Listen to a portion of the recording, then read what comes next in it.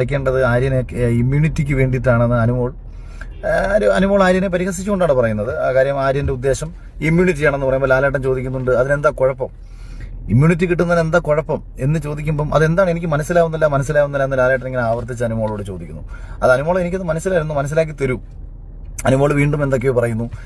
ലാലേട്ടൻ വീണ്ടും പറഞ്ഞു, ഇതെന്താണ് അനുമോൾ പറയുന്നത്, എനിക്കിത് മനസ്സിലാവുന്നില്ലല്ലോ, നിങ്ങൾ എനിക്കിതൊന്ന് മനസ്സിലാക്കി തരൂ. അങ്ങനെ ഓരോരുത്തരും അവരുടെ അഭിപ്രായങ്ങൾ ചോദിക്കുന്നു. ലാലേട്ടൻ എനിക്കിത് മനസ്സിലായില്ല.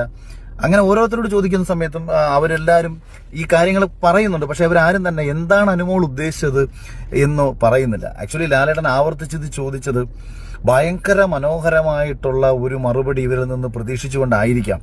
എന്തെന്ന് വെച്ചാൽ ആക്ച്വലി അനുമോൾ എന്താണ് ഉദ്ദേശിച്ചത്, ആര്യൻ എന്ന് പറയുന്ന മത്സരാർത്ഥിക്ക് ക്യാപ്റ്റൻ ആകേണ്ട, പകരം ഇമ്മ്യൂണിറ്റി കിട്ടിയാൽ മതി എന്ന് പറയുന്ന ഒരു കാര്യമാണ് പറയാൻ ഉദ്ദേശിച്ചത്. അതായത് രണ്ട് രീതിയിൽ ഒരാൾക്ക് ക്യാപ്റ്റൻസി ടാസ്കിനെ സമീപിക്കാം.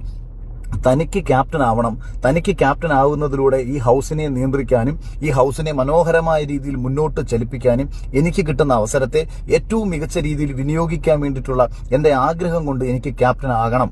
രണ്ട്, എനിക്ക് ഇമ്മ്യൂണിറ്റിയിൽ നിന്ന് രക്ഷപ്പെടാൻ വേണ്ടി ക്യാപ്റ്റൻ ആവണം. അതൊരു സ്വാർത്ഥത കൂടിയാണ്, അതൊരു സ്വന്തം താല്പര്യം കൂടിയാണ്.